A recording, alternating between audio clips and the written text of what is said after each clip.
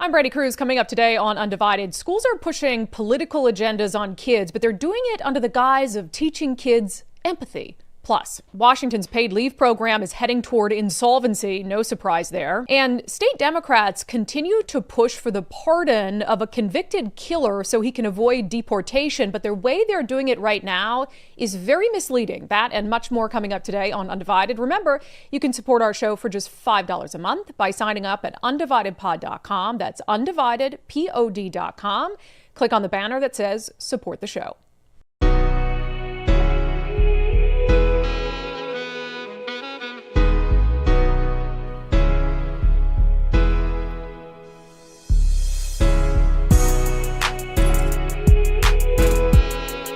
Hello, and welcome to Undivided. Thank you for being here. Thank you so much for your commitment to giving common sense a comeback. It's really nefarious, the ways in which public schools will push a political or social agenda on kids. Because they do it, and then they tell us it's not a big deal because they said they're just teaching kids basic lessons like the golden rule, treat others how you want to be treated, and empathy and all of these things. Except it's clearly indoctrination in this nice little pretty package that they tie a bow on, and they don't want us to push back because if we do, we're horrible people. But guess what? We don't care if you think we're horrible people because we know that we're right. So we have a couple examples of this. One of them we broke on the show yesterday, and we have a follow-up today because the school is trying to explain to us why this very problematic thing isn't problematic at all. So we got this tip from a dad. He's got a 9th grader at Evergreen High School in the Highline School District, which is south of Seattle, so the Burien area, if you're not familiar. And he sees the curriculum and some of the books that his student is going to be reading, and one of them is called The Book of Unknown Americans, and it's just got a nice little drawing of a cute girl in a pink shirt with a braided ponytail. What can be so bad about that? The Book of Unknown Americans, and it's a fictional novel. And the description of the fictional novel, if you Google it, is basically about this story about a family from Mexico. The daughter needs medical care, so they decide to come to the United States in search of a better life and the medical care that she needs, whatever. So even if you were a parent and you get this, you get the syllabus, you say, hey, here's the books that your kids are going to be reading. And let's say you do just the basic research and you go to Google machine and you type that book in and it says, oh, it's a story about immigrants. Maybe you don't look any further, except this dad did look further. He did look further, and he found out that it was very sexually explicit. And as we discussed and read passages, I had to read the passages. Oh, you're welcome. I don't get paid enough to read those passages live on the show. But it had passages about, clearly adult sex themes and very descriptive and PPs and all this stuff. And then it had this really even more concerning passage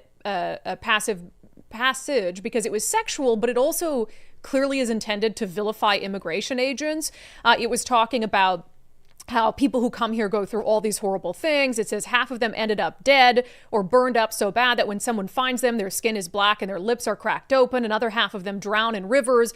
And half after that are picked up by La Migra, which is immigration, and sent back to where they came from, or beaten or arrested, or the women raped in the backside. Okay. So you have this book of fiction that 9th graders are not only having to read, but they have to read it out loud in class, certain passages.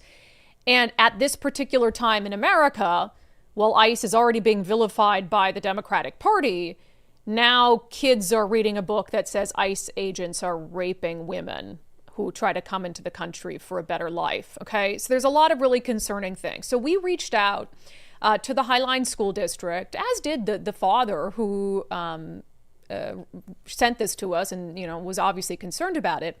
And we basically asked, is this appropriate for 9th graders, and shouldn't parents know without having to do all this research on their own that this book has some pretty sexually explicit passages in it? So here's what we were told by the Highline School District, by their chief communications officer. This book has been used for a couple years in 9th grade language arts at Evergreen High School and other high schools in Highline.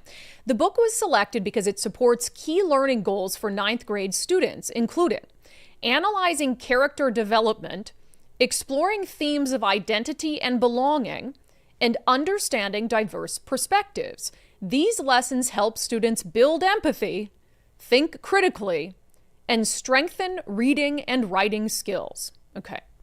I'm going to read more of it. But just, again, oh, that doesn't sound bad. We're trying to build empathy and help people think critically and strengthen reading and writing skills.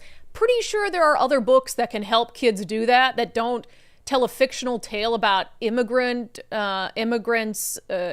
agents like raping women, right? And some of the sexual themes. He goes on to say, at the start of each school year, we send a message to high school parents and guardians and students through our notification system with a link to our core syllabi at all schools. Course syllabi outline the materials used in each class. And so he provided us with the Evergreen High School syllabus, where this book is used, includes this exact statement. So he's saying parents were given this exact statement ahead of the start of the school year to describe this particular course syllabus. Some of them, quote, some of the materials used may contain explicit or sensitive content, such as profanity and or violence. All material will be age, grade, and subject appropriate and relevant to what we are learning. If you have any concerns about the materials used in class, please communicate them on a sign-off page at the end of the syllabus, and your student's teacher will make alternative arrangements. Okay, so if you're a parent, and before the school year begins, you get that syllabus with that quote saying, some of the materials used may contain explicit or sensitive content, such as profanity and or violence. All the materials will be age and grade appropriate. Do you think as a parent that gives you enough information to know what the potential content of that book might be? No, of course not. And so are we expecting parents to get a syllabus and go through at the start of the school year and read every single book that their child might read during the year? Now, some of you parents might be shouting, well, yes, I guess we have to. And that's actually the subject of our Daily Show poll today. And so I'm curious what your guys' thoughts are on that. But I don't believe that kind of warning given to parents about the syllabus accurately describes the sexually explicit nature of this book. And when you talk about these lessons, this supports key learning goals for 9th grade students, including character development, themes of identity and belonging, understanding diverse perspectives, building empathy, thinking critically, and strengthening reading and writing skills. There are a bajillion books out there. You're telling me you can't find one that supports all of those learning goals, that doesn't talk about immigration agents raping women in a fictional tale, and all the other sexually explicit stuff that we read yesterday on the show that this book contains. Of course you can. Of course you can. This is, selected very intentionally because it has sort of a political undercurrent to it, and it fits the leftist agenda. And he says it's been, a book that the school has used for a couple years. This was still something that leftists were talking about a couple years ago. And the warning you give parents does not prepare them for what is contained in that book. It doesn't at all. But speaking of this theme of empathy, so we have another story sent to us by another father that is the same thing. It is using empathy to hide a real motivation, the real motivation of pushing your ideology on children.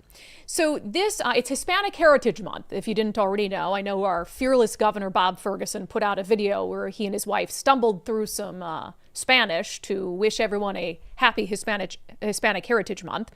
And so at Federal Way High School, the Latinx Club shared a presentation during a school assembly. So I thought they were doing away with Latinx. I thought that actual people found that term offensive, but apparently they are continuing with a Latinx club at Federal Way High School. So that club prepared this presentation for all students to see at an assembly. And here's the front of it: Hispanic Heritage Month 2025. Here is part of the over 4-minute long video that students at Federal Way High School were subjected to. We are told we're illegal, but how can you trespass on the bones of your own ancestors? The U.S.-Mexico border was not decided by nature or ancestry. It was decided by war. And now we're criminalized for returning to lands that carry our names. My food is older than your country. The potato in your fries, the tomato in your burger and pizza. I am American, like the tomato that flavors your hamburger and the pizza you call your own. So no, I'm not illegal. No, I'm not invading. No, I'm not an outsider. I'm not illegal in the lands of my ancestors. Before there was a Mexico, before there was a United States, before there were passports and fences and flags, my people were here. If the American race has a face, This is it. I am it. The Native American race. I am the face of the original America. The real America. The American race. If the American race has a look, I am that look. Brown-skinned Mexicans, the ones they call illegal aliens, and the ones they mock with slurs and ignorance. We are not from somewhere else. We are the living descendants of the first civilizations of this continent. Okay, a couple things. First of all, that was made with AI. You can tell it's very obvious. So these aren't even real people delivering this message. It was whatever they used to generate these sort of AI videos. There's two very concerning things in there. There is a clear attempt to vilify immigration and thus vilify President Donald Trump's efforts to follow the law and make sure that people come here legally. That's clearly an undertone. But there's one that I think is far more concerning. And you heard it at the end of that video. And that went on for 4 minutes, by the way, which is nuts. You heard at the end of that video where they're saying, I am what a real American looks like. Over and over. This is the face and the skin of a real American. Imagine if that were reversed. If it were a video of white people saying, I'm what a real American looks like. Would never be allowed. So for all the kids in the assembly at Federal Way High School watching that who, aren't Native American or have brown skin, what, they're not real Americans? They're not what a real American looks like? It's just fascinating that these people who are, claiming racism and bias, they do what they say is being done to them and just opposite and do it to white people and white kids. And here's, I think, one of the kickers. The parent who sent us this to us is half Mexican and part Native Apache. And he's very offended by it. And he sent this over, and he also sent a note to the assistant principal, and he told us, I'm half Mexican, part Native Apache, and my father had a green card, and I still believe people should not be able to come to the U.S. illegally. He said, I told the school that even tribes didn't go into other tribes' areas. Even they had borders back then, he said. The assistant principal was very nice, and she said she didn't take the video the same way I did, but that she spoke with people who did the video and shared my thoughts and concerns. I'm just going to guarantee that the assistant principal is white. Can we ask the dad that? I'm just going to guarantee. If I'm wrong, I'm wrong. I have a strong feeling the assistant principal is white. And you've got this dad who's half Mexican, part Native Apache, telling her, this is a very problematic video, done with AI that shows, traditional Native American head garb and stuff. And she's saying she doesn't find it problematic. We'll find out tomorrow. I guarantee the assistant principal is white. And then it didn't stop there. So in the video, in the presentation that the Latinx Club gave to Federal Way high schoolers, they had information in there on how to avoid ICE and how to avoid and not help ICE agents. It said, know your rights. If you're stopped by ICE, remain silent. You have the right to remain silent. Do not sign. Don't sign anything ICE gives you. Ask for a lawyer. Do not open the door. If ICE comes to your home, don't open the door unless they have a warrant signed by a judge. Even if you are undocumented, you are entitled to these rights under the United States Constitution. Now, I don't disagree with that. I don't disagree with the notion that people have rights when they're contacted by law enforcement. But in the context of this entire presentation, this was an entire presentation meant to vilify Donald Trump, vilify ICE agents, vilify the idea that the country should have lawful immigration and people should come here legally. And it was clearly meant to basically make all the white kids in the audience feel bad, like they're not real Americans. And I think there's just something that especially perturbs me about it being done with AI. You couldn't find Native Americans or Hispanics to actually tape that video and talk about their real personal experience. You had to create fictional people delivering fictional lines that you fed them through an AI machine? That's interesting. Because if this were this real profound problem, you would have no issue finding real people to tell their stories to this assembly. But it's just, Nicole, can we play that clip of the video one more time? Because again, just picture Latinx Club, Federal Way, student assembly, picture being a white kid who's in there being forced to listen to 4 minutes of this. We are told we're illegal, but how can you trespass on the bones of your own ancestors? The U.S.-Mexico border was not decided by nature or ancestry. It was decided by war. And now we're criminalized for returning to lands that carry our names. My food is older than your country. The potato in your fries, the tomato in your burger and pizza. I am American, like the tomato that flavors your hamburger and the pizza you call your own. So no, I'm not illegal. No, I'm not invading. No, I'm not an outsider. I'm not illegal in the lands of my ancestors. Before there was a Mexico, before there was a United States, before there were passports and fences and flags, my people were here. If the American race has a face, this is it. I am it, the Native American race. I am the face of the original America, the real America. Real America. The American race. If the American race has a look, I am that look. Brown-skinned Mexicans, the ones they call illegal aliens, and the ones they mock with slurs and ignorance. We are not from somewhere else. Who's mocking you? We are the living descendants of the first civilizations of this continent. Yeah, okay. And Nicole just did a quick search that vice principal's name is Amanda. So something tells me, I don't want to jump to conclusions, but something tells me I was right about her being white and telling a father who's part Mexican, part Native Apache that him being offended by the video doesn't reflect her experience with the video. Got it. Yeah, all of this, and they'll probably say, oh, this is about building empathy, building empathy. No, it's about political indoctrination. You know it is, and thank God there are parents who have had enough of it and are pushing back and are letting us know about it so we can bring it to the light. Ridiculous. Good Lord. Can you imagine, like, oh, I can't And you know what? It was just can't even do this it. dad brought it to our attention, but his son was so offended by the video. He went home, told his dad.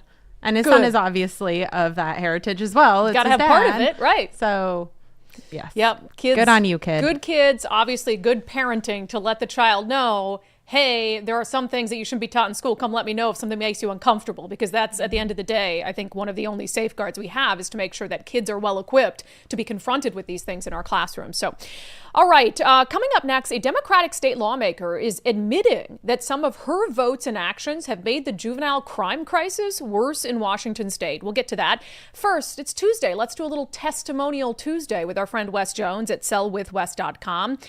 So Liz says she reached out to Wes after deciding that he offered her exactly what she needed. She said, I'm so glad we found Wes.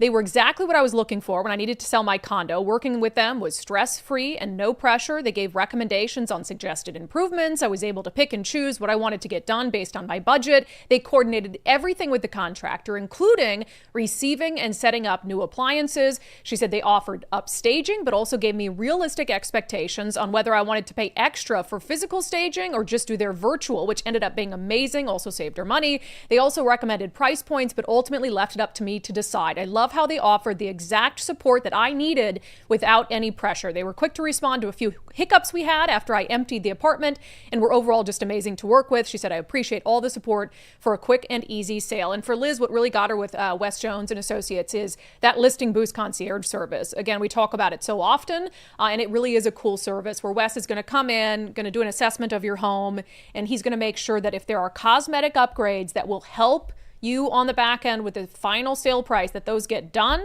He can take over the projects, take the stress off your plate, and even make sure you don't have to pay for those upgrades until closing. So it takes the financial pressure off as well. So that was really what sold Liz on Wes Jones and Associates. So if you're looking to sell your home, reach out to our friend Wes. Sellwithwes.com. Sellwithwes.com. It really just is a better way to sell your home.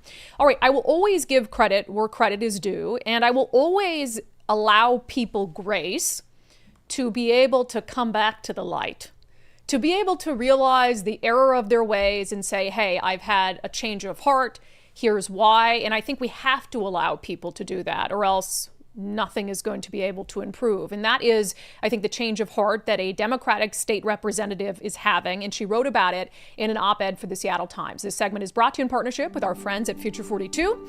Turn your frustration into action at future42.org. Make sure you sign up for their newsletter to be alerted to opportunities to do just that. All right, so the state rep in question is Rep. Lauren Davis. She's a Democrat who represents the shoreline area. And over the last couple years, I have seen her kind of come back towards sanity a little bit and start to make, public statements about the crime crisis and things that concern her. And so she's sort of been on my radar as one of these state Democrats who's willing to go against the grain. But she acknowledges that it hasn't always been that way, and she kind of wishes that she could take some things back. She wrote this op-ed in the Seattle Times. While lawmaker, how my missteps fueled juvenile violence. So I want to go through really, there's so many things in here that she kind of acknowledges were wrong and that the legislature should go back and fix. And I want to go through a few of them. But she starts the piece by saying, in the past year, I've sat with weeping mothers, constituents of mine, whose children were slain by fellow teenagers. Juvenile arrests in Linwood, a city in my legislative district, have nearly tripled from 130 in 2022 to 355 in 2024. During these heartbreaking meetings, I find myself racked with guilt. I am culpable, she says. So she goes on to talk about a few reasons she thinks that we're having a juvenile crime crisis. Now, I agree with most of what she says in here. There are a few things that she points to, like COVID-19, that I don't think you can blame this on COVID-19. She also talks on the top here about education. She says, in analyzing the causal factors in the epidemic of juvenile violence, the first contributor is the legislature's abject failure to fully fund K-12 education. She says at least 40% of youth on probation qualify for special ed, which has been sorely under-resourced. Positions that offer early intervention have been cut. One of my school districts had to lay off 13 family advocates and 2 drug and alcohol counselors. Now, I agree with her on the notion that special ed is underfunded. I do not agree with her on the notion that we have not fully funded K-12 education. There was a mandate that the state do so. The state spends more money on K-12 education than it ever has before. The real problem is they're not focusing on the right things. So then she gets into these steps that the state legislature has taken that has to do with kind of this broader theme that we've been experiencing across the country that was tied to race and social justice, which is we can't punish kids. We can't hold kids accountable for their conduct. We can't do that because that's racist. And that's sort of this theme that after 2020 really started to set into the school environment. She said, youth entangled in our juvenile legal system are often in the grips of mental health and substance use challenges. Under Washington state law, youth 13 and older can refuse behavioral health treatment. Parents keenly aware that their children are unwell are rendered helpless. The legislature attempted to remedy this, but the measure fell short. So glad she acknowledges there that parents are helpless to help their kids in these situations because the state and Democrats have taken away the ability of parents to be involved in their child's medical care. She goes on to say, Washington's top referral source for youth addiction treatment used to be schools. Typically, a student would be suspended for a substance-related violation and required to get a substance use disorder assessment and comply with treatment before returning to school. But she says the legislature barred this practice, resulting in a massive decline in treatment admissions for adolescents battling addiction. What she's talking about there is so important. And for those of us with common sense, we knew that those steps would lead to that. We knew that giving kids 13 and over, basically carte blanche to get the medical care or not get the medical care that they choose was going to be problematic. Cutting parents out of their kids' lives is never a good idea. Acting like wholesale, even with no evidence of abuse or neglect, parents can't be trusted to make medical decisions with their kids is absolutely ridiculous. So you've got a kid who can decide totally on their own after 13 whether they need medical or mental health treatment or substance abuse treatment, and the parents, as she points out, are left and rendered helpless. So it's this whole environment of, it's okay, kids, you do whatever you want, and then you decide what the consequences will be, and you decide what the remedy will be. She goes on to say, during my first legislative session in 2019, I voted for Senate Bill 5290, which prohibited juvenile detention as a sanction for status offenses like truancy. She says, I distinctly remember the floor debate. My Republican colleagues passionately argued that we should not remove juvenile detention as an option until we build up a statewide network of residential crisis centers as an alternative.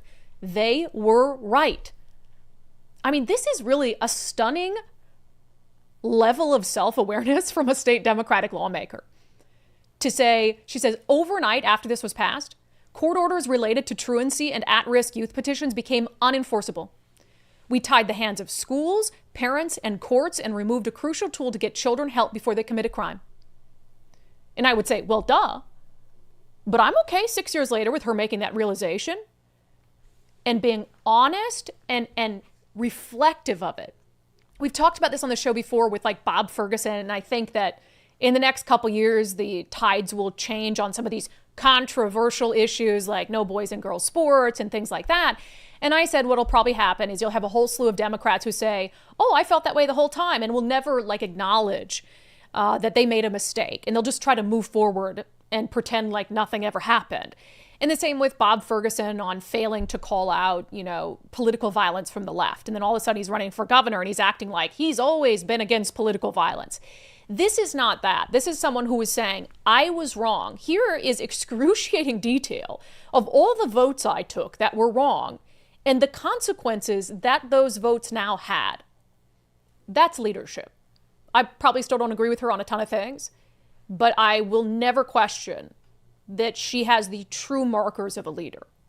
She goes on to say, in 2021, another example, I voted for HB 1140, which in effect bars law enforcement from interviewing juvenile suspects, including those under investigation for serious crimes such as rape and murder.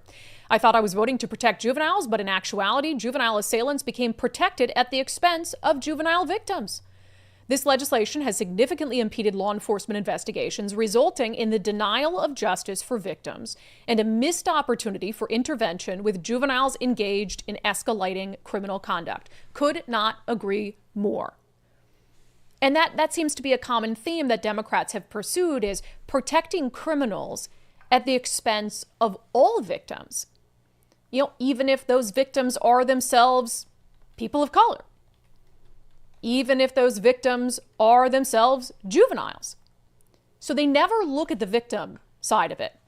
So you could say, oh, the criminal justice system disproportionately impacts people of color, so we need to, lower sentencing enhancements and give them opportunities for early release. And they ignore the fact that a lot of the suspects of color had victims of color. So what about justice for them? And the same thing on the juvenile crime crisis. When it comes to these young kids that are in gangs and committing acts of gang violence with firearms, today's shooter is tomorrow's victim. They're out there just shooting other kids. So if you're looking at, let's say 2 16-year-olds, and who should the criminal justice system be on the side of, the 16-year-old shooter or the 16-year-old victim, the scales should probably tip to the 16-year-old victim, don't you think? And that is what State Representative Lauren Davis is saying here, and that she's now come to the conclusion, after being in this room with her constituents, mothers who've had, their young children killed, that she was wrong. And she goes on to end the op-ed by saying, basically, we contribute to those problems, but we're not powerless to fix them. And so I pray that that sentiment can be passed on to her fellow state lawmakers. I am not going to hold my breath, but I think she is owed a tremendous amount of gratitude and credit for being able and willing to do something that's very hard, and that's admit you were wrong. It is the worst thing in the world to have to do, to admit you were wrong. But I don't think that you can be truly trustworthy and you can be a true leader until you can do that, because we all make mistakes, right? Her mistakes might have had consequences that were more severe than an average person's mistake, but admitting that mistake is the first part of moving forward. That segment is brought to you in partnership with our friends at Future 42. Turn your frustration into action at future42.org. Make sure you sign up for their newsletter to be alerted to opportunities to do just that. Future42.org. All right, speaking of, admitting you were wrong, even in the face of a bunch of people telling you for years that you're wrong, maybe state lawmakers will finally admit they were wrong on some of these massive programs that we've been warning them for years will be insolvent and are completely unfeasible to continue. So one of those examples I can think of is the long-term care program. So they thrust this long-term care program on the populace, gave people just a short period of time to be able to opt out of it. And the program is basically worthless. It gives you virtually no benefit. You pay into it for your whole life. And if you do use it, it's going to be able to cover the cost of 3 months of long-term care.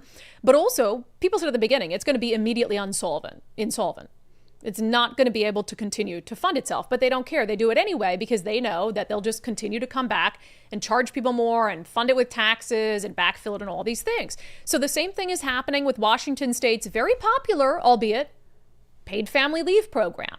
So this is from the Washington State Standard. This is so annoying because everyone knew that we would, well, not everyone, sane people knew that it would be insolvent. And what is it doing? It's heading toward a fiscal cliff. State Standard says Washington's paid leave program heads towards a fiscal cliff. A more than $350 million deficit looms in 2029. First of all, this is like a brand new program. And it's already going to have a $350 million deficit by 2029. It says without changes to either raise more tax revenue or lower costs. So the State Standard reports Washington's innovative paid family. Can it be innovative if it's insolvent? I don't think so. I don't think you can characterize it as innovative. Washington's innovative paid family and medical leave program could be hundreds of millions of dollars in the red within a few years unless the legislature acts.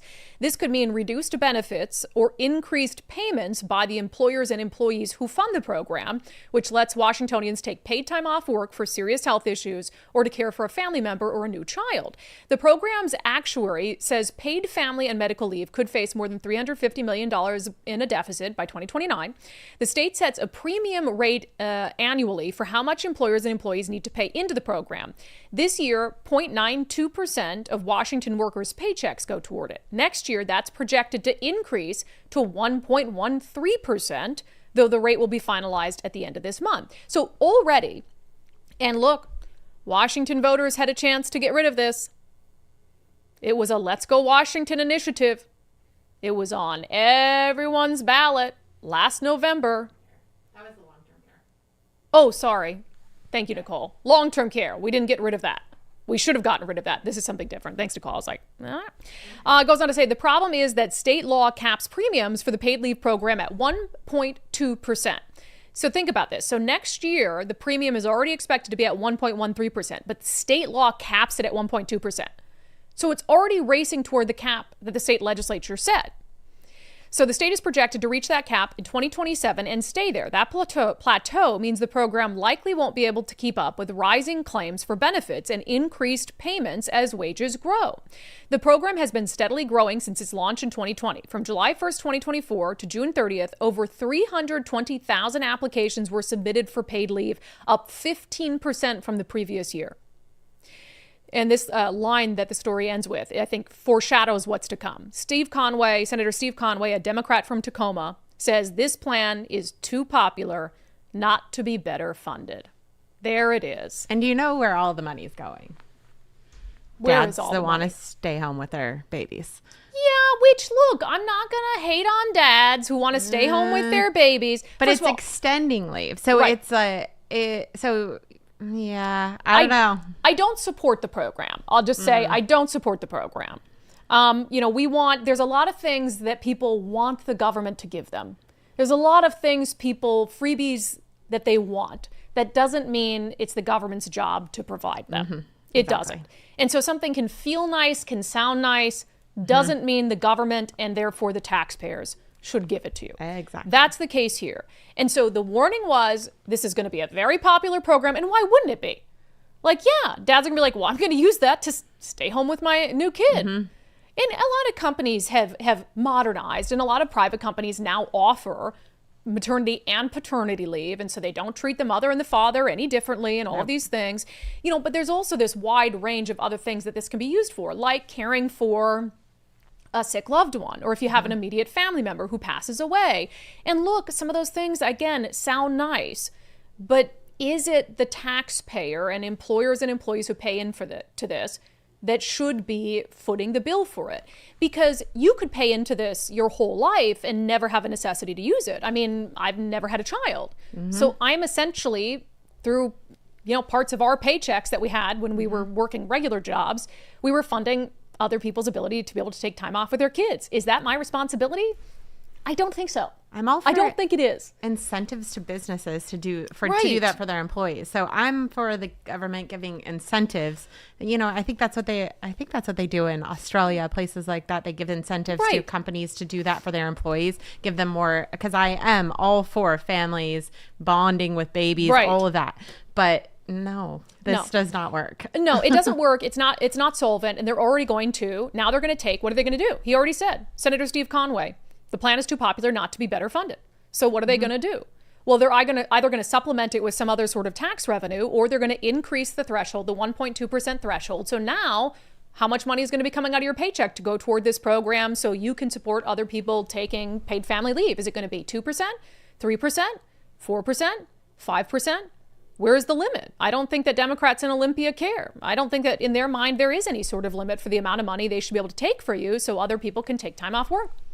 So that's the reality. Either they're not going to let it go insolvent. They're not going to get rid of it. So the only option is increasing taxes and increasing the amount of money that's taken out of your paycheck. And it happened in a matter of hit the cap. They'll hit the cap in a matter of 6 or 7 years. That's all the time it took to be rendered insolvent. Absolutely insane.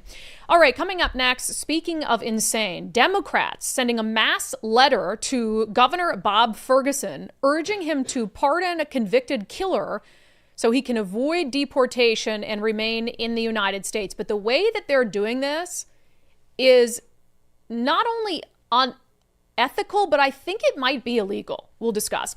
First, our newest sponsors to Undivided, Valentine Roofing. If you need a new roof or you need a bevy of other services, they can help you out, including new siding, gutters, attic insulation, exterior cleaning. You can expect the same great service from Valentine. But if you are a homeowner and you know your roof is on its last legs, and you're probably like, oh my gosh, I'm going to put this off as long as I can, because look, there's no way around it. Having to get a new roof for your home is a major purchase, but Valentine can help you out. First, they're going to make sure that your roof can't just be repaired. I mean, that's the first thing to look at. Let's say you've already got some sort of leak. If they can come in and they can repair your roof without replacing it, they're going to do that. They're not going to try to pressure you into getting a new roof unless you absolutely need it. And so then they'll come in. They also offer zero down financing for most projects. So you can get the work done now, pay over time, which is really helpful. And they will make sure, like, let's say your roof is on the last legs, but maybe the weather isn't allowing for a replacement. They're still going to come in. They're going to do a free leak repair so they can stop any more damage from occurring. And then you can, schedule time to get a new roof when it works. So schedule your free estimate by calling 206 Roofing. Again, call 206 Roofing, and please tell them you heard about them here on Undivided with me, Brandi Kruse. All right, Democrats in our state are going full throttle, pushing toward for a pardon for a convicted killer, all so they can say orange man bad. But they're doing it in a way that I actually think might be, it's for sure unethical, but I wonder also if it's illegal. Let's talk about it in our segment, Unbelievable.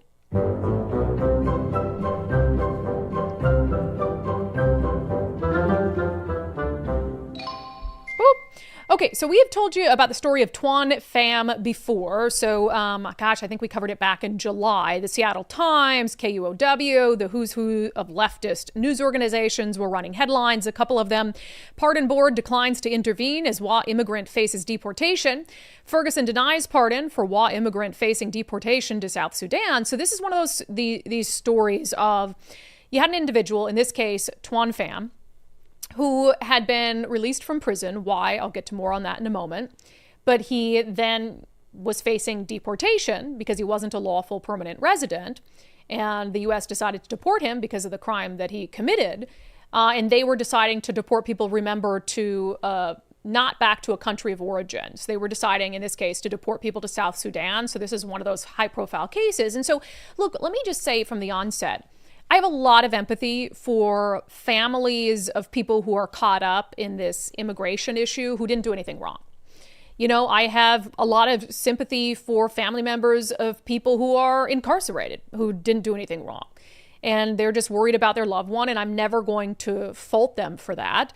But that doesn't mean that, I'm going to say that their loved one deserves some sort of special treatment or deserves to stay in the country. I guess Tuan Pham's sister is a fan of the show and had emailed us after the first time we talked about his case. And I have a lot of empathy for her, but I don't have a lot of empathy for him. Why? Well, he's a convicted killer. And that was what a lot of these news reports in July weren't really, they were burying the lead, okay? The guy's a convicted killer. So a little bit of details, and DHS released this information. So he was convicted of first-degree murder and second-degree assault. He was an illegal alien from Vietnam. And he served 22 years. Prior to that, he was charged with possession of a dangerous weapon on a school facility as a juvenile in 1999. He had a final order of removal that was issued June of 2009. And in terms of his actual crime, so this was committed in 2000, he killed a teenager and injured another when he, shot into sort of an open area. So he's in the country illegally. He killed a teenager, okay? got 22 years in prison for it. And even Bob Ferguson, Governor Ferguson, who I would argue is very soft on crime, said, look, I'm not going to pardon this guy. And the family wanted him pardoned because they believed that that would make it easier to avoid deportation. They believed that if he got a pardon from the state of Washington, that it would make it easier for him to be able to stay in the United States and not get deported to South Sudan. So Bob Ferguson said in a statement back when we covered this in July, Mr. Fan was convicted of a very serious crime, killing one innocent teenage victim and injuring another when he fired a gun multiple times into a crowded area. He said, while incarcerated, Mr. Fan committed 10 infractions that the Department of Corrections designates as serious, several of which were violent. These included a serious infraction in 2023 for strong-arming intimidation and a serious infraction in 2018 for possessing drugs with the intent to sell and distribute. So Bob Ferguson, even Bob's like, I'm not pardoning the guy. You know, unfortunate if he gets deported to South Sudan, but he's a convicted killer. He killed a teenager, showed no care or concern for human life because he shot into a crowded area, and he wasn't a model inmate. And that's typically what it takes to get a pardon. You know, he wasn't a model inmate for the entirety of his 22 years there, up to 2023, when he was committing serious infractions behind bars.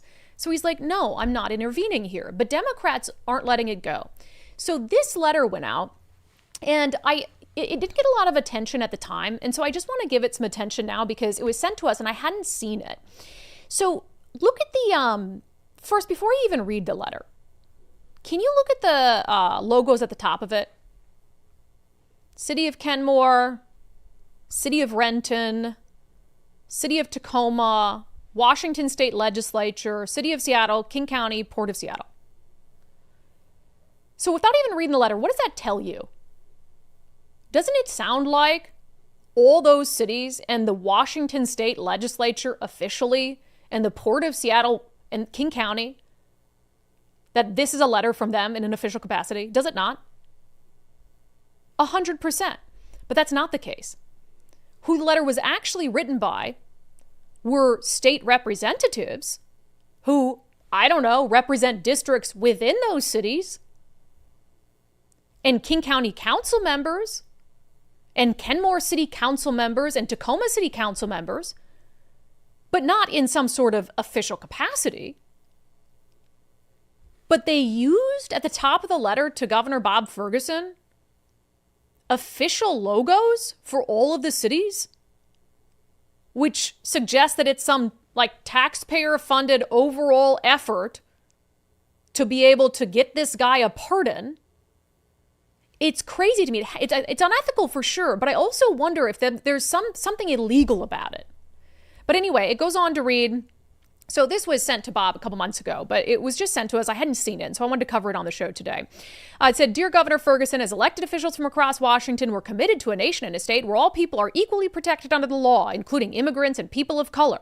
Washington State is proudly home to diverse immigrant and refugee communities, some of who have lived here most of their lives, others who recently arrived. This is the time for us to stand up. It is incumbent on us as Washington State's elected leaders to do everything in our power to protect the immigrant communities that now face unprecedented threats to their lives at the hands of the Trump administration. And meanwhile, this is a guy who killed someone. And they're talking about, oh my gosh, we're going to fight to help him under unprecedented attack. What do you think they did for his victims' families? They don't care about crime victims. This just shows that there are Democrats in our state who genuinely care more about criminals and illegals than law-abiding citizens. He said, we call on you to immediately pardon Twan. Doing so would save his life. It would allow him to be freed from U.S. custody, restore his lawful permanent residency, and return home to his wife and family in Tacoma. Doing so would save his life after he took someone else's life. This is the mindset.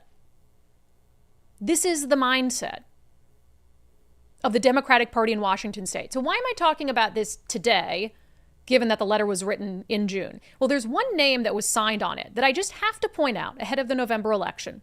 Can you go back to the signature page, Nicole? State Senator Deb Krishnadonson is on there. 26th Legislative District, right now on the campaign trail for a critical seat that's going to be on ballots in November. She is running as a moderate Democrat and has presented herself as not the kind of cuckoo for Cocoa Puff leftists. And she's running against state rep Michelle Caldier, who is trying to capture that Senate seat that Deb was appointed to. So that's why it's up for election this year. It's sort of a special election. She's trying to capture it, try to chip away at the Democratic supermajority. And right now, both of them are in this sort of battle back and forth. And Deb Krishnadansan is painting herself in the election as a moderate. Does that seem moderate to you? Is that a letter that a moderate would sign on to? Hey, let's give special treatment for the convicted killer so he doesn't get deported and he should get a special pardon from the governor. I don't think that sounds like something a moderate would do. So don't be fooled, people. Don't be fooled. Absolutely unbelievable. All right, coming up next, 250 ballots were found in an Amazon shipment in the state of Maine. It is a bizarre story that doesn't seem true, but it indeed is. We'll talk about it coming up next. First, with trade deals affecting global markets, the uncertainty of AI, certainly what's happening in the Middle East, you might be wondering, how does all of this impact my retirement portfolio and impact U.S. markets and global markets? Well, a good thing to do is just to get a second opinion if you're worried at all or you have any doubt. Our friend Zach Abraham with Bulwark Capital can help you out with that. If you go to knowyourriskpodcast.com, knowyourriskpodcast.com, ask Zach for a free second opinion. He'll give you a free risk assessment, talk about the basic fundamentals of value investing, a perspective on the outlook for the remainder of 2025. Plus, he'll do a full reveal of how Bulwark is always looking for opportunities to lower risk, lower cost, give your retirement as much upside as possible. So go to knowyourriskpodcast.com, ask Zach and his team at Bulwark for a second opinion, knowyourriskpodcast.com. Okay, so Libs of TikTok put this out, and at first I thought, that's AI. It's one of those things where it was just too unreal to be true. So I was like, I think Libs of TikTok got fooled by AI. It said, WTF, a woman in Maine received 250 state election ballots packaged inside her Amazon delivery of food and toys. This needs to be investigated immediately. And they tag the Justice Department.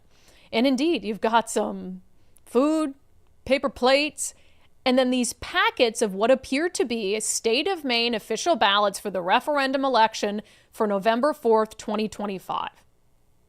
So I saw that. I'm like, AI, totally AI. It wasn't. No, this chick got an Amazon package to her door, opened it up, paper plates, food, 250 sealed election ballots. This is from Maine Wire. Confirms that the story is true. A Newburgh resident expecting an Amazon delivery of rice paper plates and a toy lightsaber instead opened a box to find 250 state election ballots. The discovery raised alarms about election security, leading the Maine Republican Party chairman to call for a federal criminal investigation, as the state is mere weeks from deciding on whether it will join 36 other states in requiring some form of voter ID. So this makes it even more fascinating, because that's one of the things that Maine residents are going to be voting on, is like whether to strengthen election protections and election integrity. And this chick finds these ballots in her Amazon shipment. It says the package arrived Tuesday looking beat up and retaped as if tampered with. Inside, along with household items, were bundles of ballots packaged in tamper-evident packs of 50, the same format used for official shipments to local clerks. Election officials who reviewed photographs confirmed the documents appear to be authentic 2025 ballots.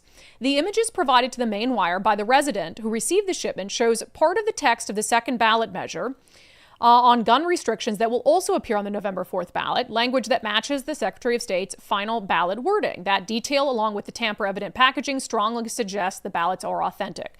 But so far, neither the Secretary of State's office nor the longtime ballot contractor, the Omaha, Nebraska-based Election Systems and Software, has provided an explanation as to how seemingly every law, regulation, and rule concerning ballot shipment and chain of custody could have been broken to place these ballots in an Amazon shipment. And I should also note, Amazon put out a statement about this, saying that they are not responsible for those ballots being in the box. So Amazon's saying, well, wherever this happened, was not at an Amazon fulfillment center. It wasn't us. It's just crazy. So on the voter ID sort of issue that's clearly now being raised over, the need to protect Maine elections, 36 other U.S. states, as well as virtually every nation in Europe, have some form of voter ID law. Yet Maine Democratic Party Chairman Charlie Dingman has frequently downplayed the need for election integrity measures in Maine and fretted that if the, quote, yes on one effort succeeds in November, Democrats could lose as many as 13,000 votes in future statewide elections. In a May 30th text message to voters, for example, Dingman said that if Maine adopted voter ID requirements, it could result in a loss of 13,000 Democratic votes being counted in subsequent elections. He did not provide an explanation as to how the proposed voter ID law would prevent any legal U.S. citizen from voting in the election, nor did he explain how the Maine Democrats arrived at the 13,000 voter figure.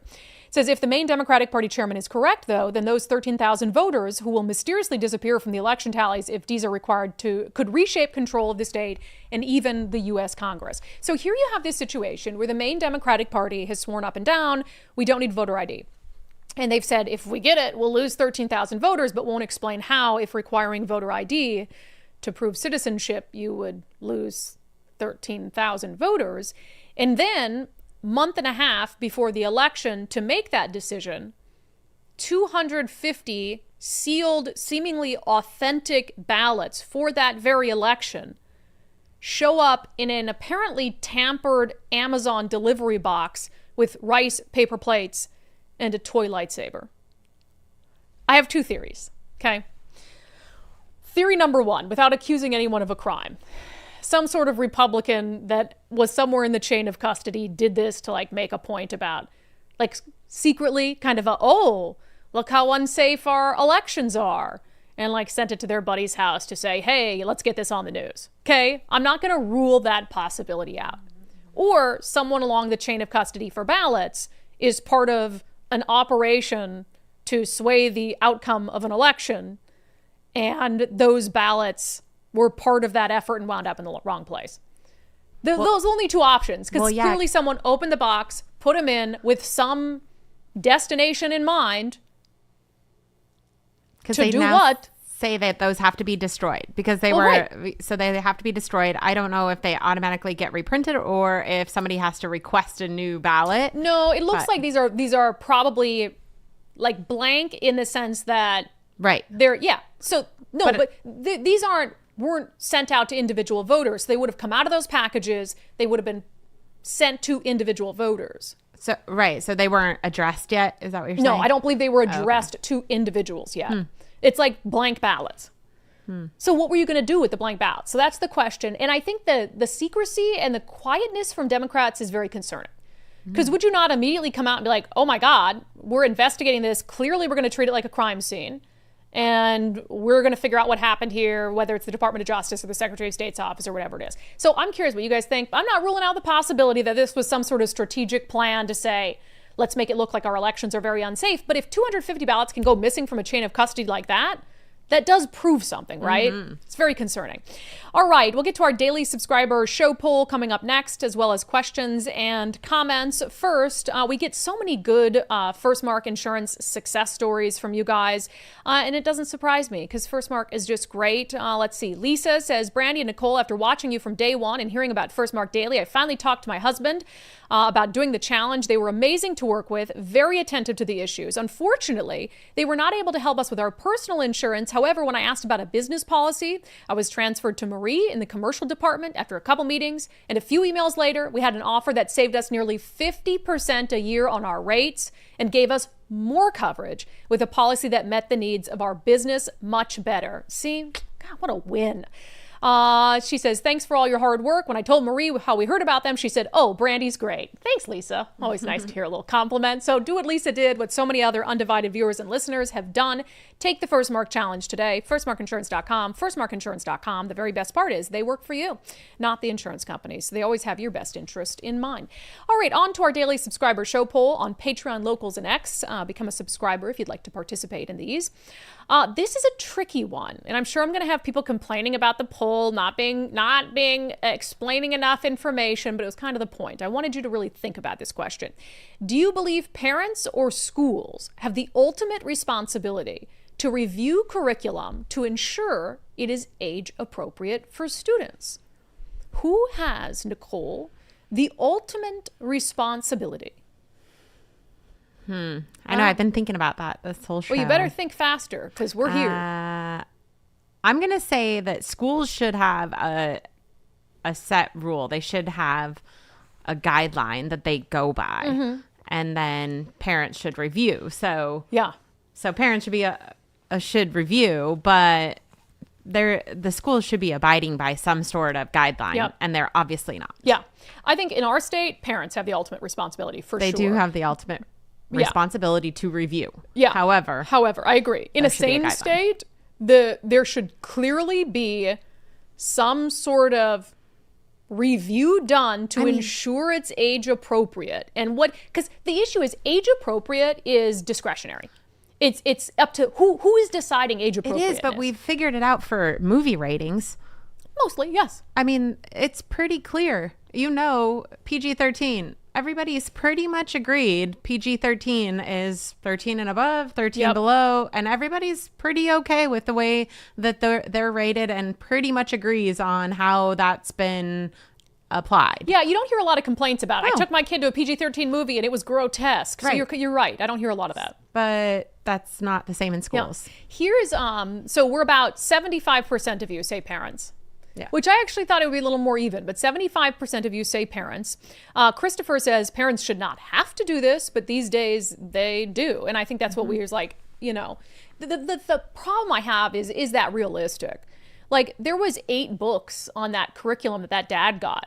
Does he have to go through and read every single line of a book? That's going to take ages, and parents have all these things to do. So unfortunately it's not happening with the schools. But UF88 on Local says, my first job was as a school teacher. Teachers, students, and schools are graded by standardized test scores. Getting into a great university is based on test scores and grades. Grades are so subjective that standardized test scores are more predictive of success in school than grades. Annette says, I want to say the schools have the responsibility, but they have not shown the ability to be age appropriate. Parents are the first teachers of their kids, and the schools should be an extension of that, but somewhere along the way, the schools fell off a cliff, thus increasing parental involvement so the kids don't get exposed to items parents don't agree with, and let alone way too soon. But it's one of the issues too, is not only are they including these things that clearly aren't age appropriate, but they're making it more difficult for parents to be in the know, for parents to review. I mean, think about, the school sent us what it said for this curriculum, for this grade at this high school. And if a parent read that, it really was not a good indicator of what the book contained. And so, I actually can't believe that they sent us that as an acceptable... Thinking that we would be like, oh, yeah, that's the parents' fault. No. Oh, yeah, that makes sense. No, you just told us that you think that book was age appropriate, which is troubling. So now I want to go read every other book that you've assigned to 9th graders. Right, and you told the parents that it had adult language and violence. And that should explain that book. Right. No. It said nothing about sexual themes at all. No. Sherry Tenkley, in today's world, parents need to be very involved in what's being taught at school. Can I also say that I love that it's dads shining the light on these problems, real men standing up for their families. Yes. I agree. And not just going to the school, because the school will just say, oh, poo-poo, like the white lady who told the native guy, like, don't be offended, basically. But, letting people know so we can share that these things are happening so frequently. I mean, every day we have a possible story we could put on the show. And those are just the ones that we're being informed of. But I do love that both of these were brought to us by dads this week. I love it because usually our tips are for moms. They a lot of times are. Usually our tips are for moms. Karen, we should be able to trust schools. Time and again, schools show us they cannot be trusted. Short of teachers sending parents the list of books to be used in their classrooms and parents reading all of them, parents are in the dark. Having titles posted on the district websites is not good enough. Teachers are known to make use of texts not listed by that's the other issue. Is that we've done stories of something that was not in the curriculum that was shown or taught to kids. So then parents are completely in the dark because you're just springing something on. Those are individual teachers making decisions they're not supposed to make and hoping nobody finds out. It really is. I think, to go with this poll, that really it is making sure your kids are vigilant and 100%. Your kids are empowered to walk out of class, to tell you about it, to just stay vigilant. Yep, and we get a lot of tips from parents because their kids told them something, and that was the case today. Weiss Castle, none of this negates the responsibility of a school to use age-appropriate material. I agree. Their responsibility is there. I just think the responsibility has been forced to fall on parents in a state like ours, where apparently they think talking about rape and, graphic scenes of sex are appropriate for a 9th grader. It's just wild. All right, comments from the live stream. I just don't know if I can say some words on the show. I mean, I could say anything I want on the show, but will I get deplatformed is always the question. But doesn't that show you? I can't even, on an adult show for adults, I can't read out loud the actual words used in a book for 9th graders because I'm worried that we'll lose our YouTube channel. Like that wild. tells you everything you need to know. All right. The school's response and comments from the feed today. School responds to our book backlash. Matthew Cook says, empathy is the complete opposite of critical thinking. Empathy, if overdone, relies on taking action based on emotion and feelings rather than action based on fact. Empathy can lead to indecisiveness. I agree. It's why, what is it, Ben Shapiro? Facts don't care about your feelings. Right. Like, I get it. We don't want to be cruel to people and all of this, but like men aren't women, boys aren't girls. And if that makes you feel bad, I'm sorry, but it's just a fact. And really, great comment, Matt. That principal, and I don't know if there was probably some other teacher that was involved in that video or that class, if there was a teacher that oversees that class or something. But there were facts in that video that weren't correct, right? But I'm sure the kids made it, and the teacher just wanted to be, they were respecting their feelings, and they were like, okay, well, I get the sentiment behind it, so we're just gonna let that slide. No, there was probably a teacher who was like, love this. This is video I've ever seen. Stop. Yeah, wild. Looking Up for Jesus says, when you look at all this through the lens of turning children against their parents, it all makes sense. Yeah, the government can control you better when you're isolated. The family unit is one of like the strongest things against government indoctrination. So they can control you better. They can indoctrinate you when you're alone and isolated. That's what they want. Make no mistake. Andy Silly, $20 super chat. Thank you, Andy. Parental review of instructional material procurement will never work as long as instructional material committees are slanted toward educators. Yeah. Sure, they're very sneaky. Yes, they are. Moon Goddess 1282. When you point a finger at someone else, always remember you have 3 fingers pointing back at yourself. I'm just saying, stop being racists. I think that you're talking about the video that accuses. Yes. You guys are horrible people. Don't you have 3 fingers? I know. 3 fingers, yes. D-Man in Seattle. I never pointed at anyone, so that's why I wasn't sure. I was pointing at people feels mean. You use a different finger when you do. No. Yeah. D-Man in Seattle. Funny how they need fake AI generated spokespeople because there's no real people saying that. Can I tell on you here a little bit? Sure. Nicole didn't realize it was AI. Oh, no, I did. I'm just not gonna. Well, did you though? No, I mean, I didn't immediately go like, oh yeah, that's AI. I recognize that not all of those pictures, like the pictures come to life. Those are obviously AI. Oh, yeah. But some of the, like the kid talking and stuff, I didn't know if it's all AI or I realized that it was like put together. Yeah, they could have been real pictures where they made them come to life. That's possible, but that's still AI, obviously. The historical photo come to life, I recognize as AI. All right, okay. Just making sure. All right, let's see here. Egamorph. Why does the left scream racism for anything, but then turn around and create some of the most divisive and racist content and talking points? These people are clueless, or it's on purpose. They're clueless. But even if they weren't, then it's on purpose. I just think they're not critical thinking. I think that's a thing with that principal admitting that she hadn't thought of that. She didn't view the video the same way. They're not critically thinking about these things. They're just, it's sentiment. It's virtue they're not signaling. Critically thinking They're as educators. It's crazy.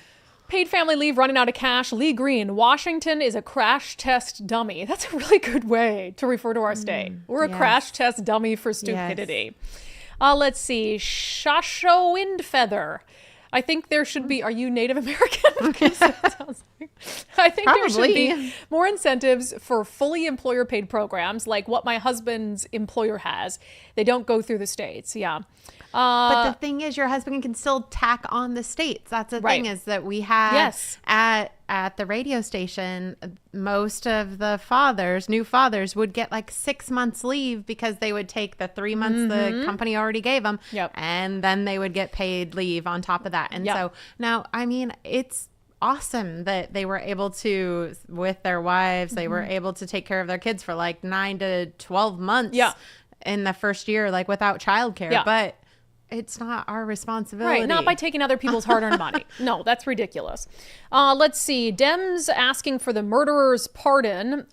Scrappy. Crazy they couldn't find a better person to get behind. This guy needs to be deported. And I think he already has. Like, that's all been carried out. But I just wanted to revisit it today because, you know, we hadn't talked about it when it happened. And it bothered me that Deb Krishnadhanson's name was on that. And it's also like, you guys put all these logos on it. Oh, and as it's if like, everybody in those communities supported it. As if the city's demanding it. I can't believe they were allowed to get away with that. Let's see. On the ballots being found in the Amazon order, Matt M says, nothing says free and fair like 250 ballots showing up in your Amazon order. And she did immediately turn them in.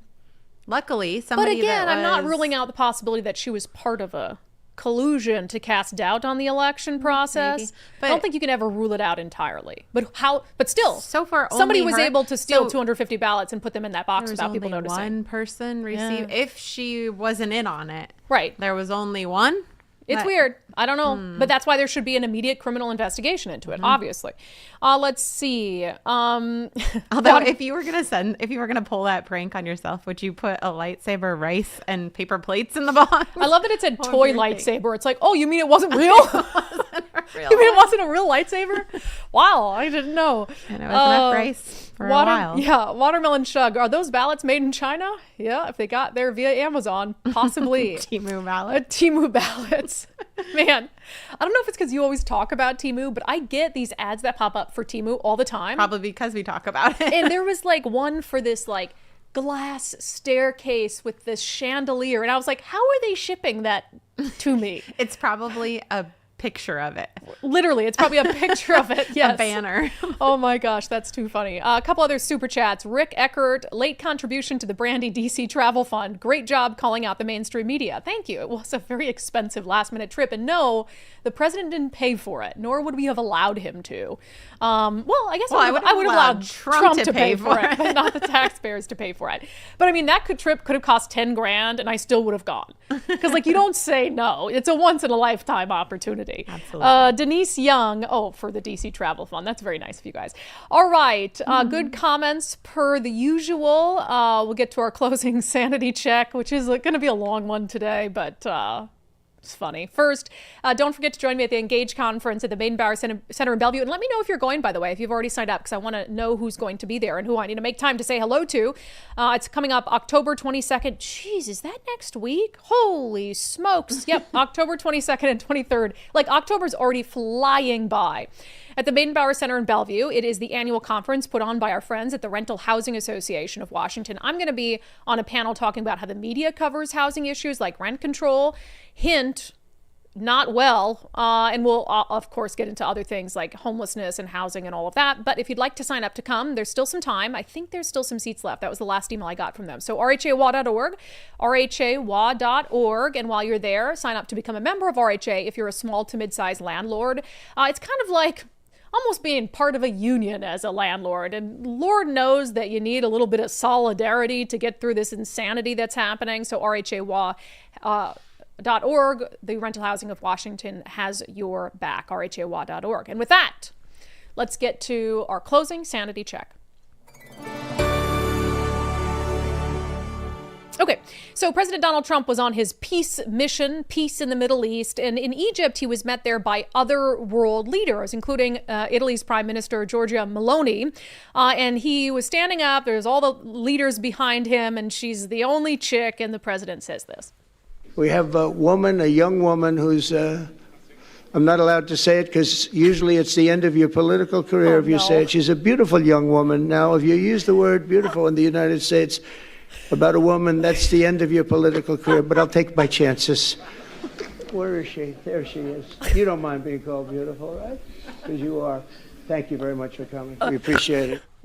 Now, I know how she feels because it's very self-serving.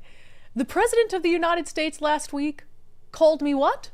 It's much better to not have TDS. I'm happier, I'm healthier, more successful. I even think I got a little more attractive after I got rid of my Trump derangement syndrome. Yes, he called me very attractive, very attractive. Here's what's funny about these two clips. If I'm not offended by a man complimenting me, you're not allowed to be offended on my behalf.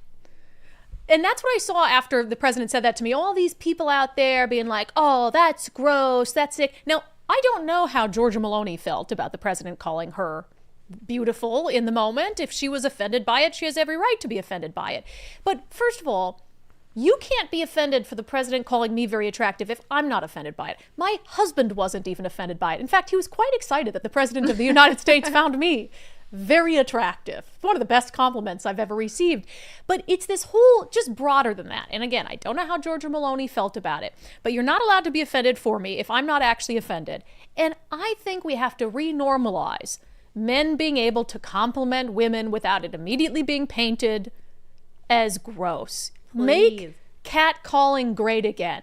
Because you know what's happened to women like us and our single friends like Nicole? Men have turned into these scared sissies that are too afraid to give a woman a compliment or walk up to them at the bar or tell them they look nice. And so we're left here thinking, well, we just are ugly, horrible, gross-looking, grotesque monsters because no men ever compliment our appearances anymore. And women, you did that to them. So let them compliment. Let them give us back compliments. And catcalling and all the things. Catcalling great again. There are limits, of course. But I say bring on the compliments. That has been our closing sanity check. That has been today's episode of Undivided. Thank you for being here. Thank you for your commitment to giving common sense a comeback. I see new merch in that. Make catcalling great again. Yes, I mean, obviously, there is a limit. There is a limit, of really course. But you know that's what? All the things. Like, I don't want to pay bills. I don't want Why? Women, let's reevaluate the women's rights movement. Because you know what? I'd like to be a stay-at-home dog mom if I could. Let's be honest. Food bills. You know what I mean. We got too many rights. Take them away. Not all of them. Obviously, that's a joke. But you think I get dressed up like this for myself? No, it's for you guys. My husband's not even home right now. So you know what? Just give me a nice compliment and I'll take it. But you know what? If my husband doesn't give me a compliment when I get home, I will be offended. That has been our closing sanity check and our closing show. We'll see you back here, same time, same place, tomorrow.